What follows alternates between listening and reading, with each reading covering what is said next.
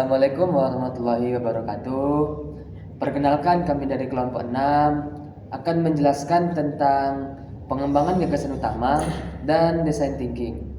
Baiklah, sebelum kita memasuki penjelasannya, alangkah baiknya kita memperkenalkan terlebih dahulu.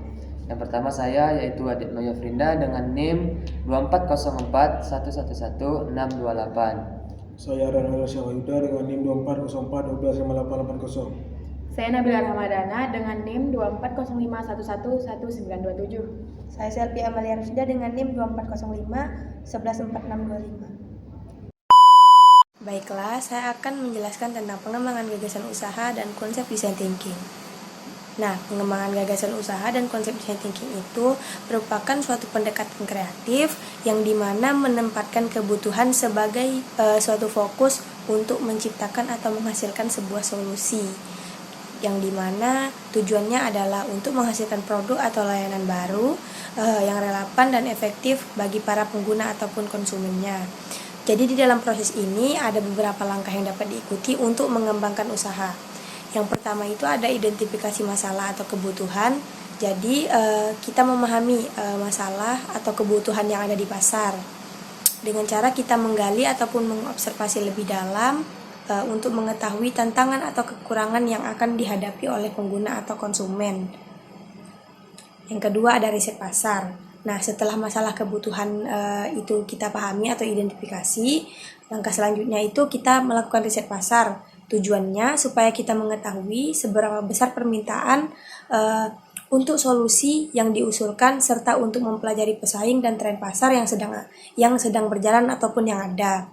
3. Membuat konsep usaha.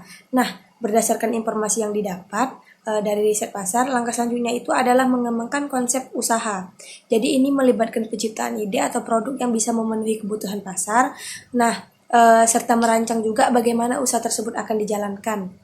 Yang terakhir ada rencana bisnis. Nah, setelah konsep usaha dibuat, langkah terakhir itu adalah membuat rencana bisnis. Rencana bisnis apa nih yang akan kita bangun. Nah, rencana bisnis itu sendiri mencakup strategi untuk menjalankan usaha, pengelolaan keuangan, pemasaran, dan lain-lain. Serta juga bagaimana cara mempertahankan bisnis kita supaya tetap bertahan, tetap ramai ataupun terus berkembang. Nah, dengan mengikuti langkah-langkah tersebut, design thinking itu membantu kita untuk menciptakan solusi yang lebih tepat, gunanya berfokus pada kebutuhan pengguna dan dapat bersaing dengan produk atau layanan yang sudah ada di pasar. Sekian penjelasan dari saya. Oke, teman-teman, di sini saya akan membagikan materi dari kelompok kami, yaitu 5 tahap utama dalam design thinking. Yang pertama yaitu empati, memahami perasaan, kebutuhan, dan tantangan pengguna. Dengan cara mendalam ini bisa dilakukan melalui wawancara atau observasi. Kedua, define, menentukan masalah. Setelah mengumpulkan informasi, identifikasi masalah utama yang perlu diselesaikan. Misalnya apa yang membuat pengguna kesulitan atau frustasi. Ideate atau berkreasi, brainstorm ide-ide solusi yang bisa menyelesaikan masalah yang sudah didefinisikan dalam tahap ini. Ide-ide bebas dituangkan tanpa dibatasi. Prototype, membuat prototype, menciptakan versi awal dari solusi yang akan diuji. Prototipe ini tidak harus sempurna, tetapi cukup untuk menguji ide tersebut. Yang terakhir, tes uji coba, menguji prototipe dengan penggunaan nyata untuk melihat apakah solusi yang dibuat efektif. Umpan balik dari pengguna digunakan untuk memperbaiki solusi tersebut. Oke, sekian sedikit materi dari kelompok kami yang bisa saya sampaikan. Baiklah, di sini saya akan menjelaskan contoh pengembangan gagasan utama, yaitu dari jasa pengantar makanan. Nah, masa yang temui banyak orang sibuk bekerja dan tidak punya waktu untuk memasak atau pergi ke restoran. Gagasan usahanya yaitu menyediakan layanan pengantar makanan dan berbagai restoran langsung ke pelanggan. Dari riset pasarnya, banyak orang menginginkan kemudahan dalam mendapatkan makanan serta ketergantungan pada teknologi seperti aplikasi ponsel. Nah, contoh usahanya itu seperti GoFood, Grab, Gojek yang berkembang pesat. Baiklah, saya akan menjelaskan tentang fungsi dari pengembangan gagasan usaha dan design thinking. Pertama, yaitu adalah pengembangan gagasan usaha berfungsi untuk menciptakan ide bisnis yang dapat memecahkan masalah atau memenuhi kebutuhan pasar.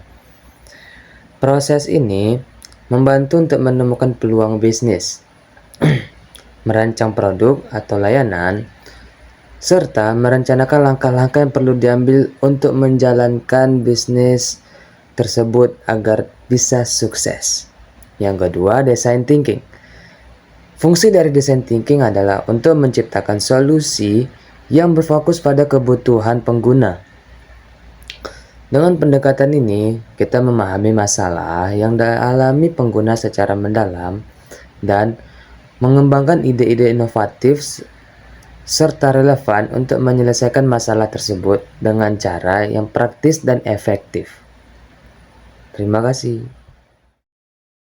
Jadi kesimpulannya adalah pengembangan gagasan usaha seperti mencari ide bisnis yang bisa memenuhi kebutuhan orang banyak, sedangkan design thinking cara membuat solusi pas apa yang diinginkan pengguna Keduanya saling bekerja sama untuk membuat produk atau layanan yang berguna dan membuat sukses di pasar.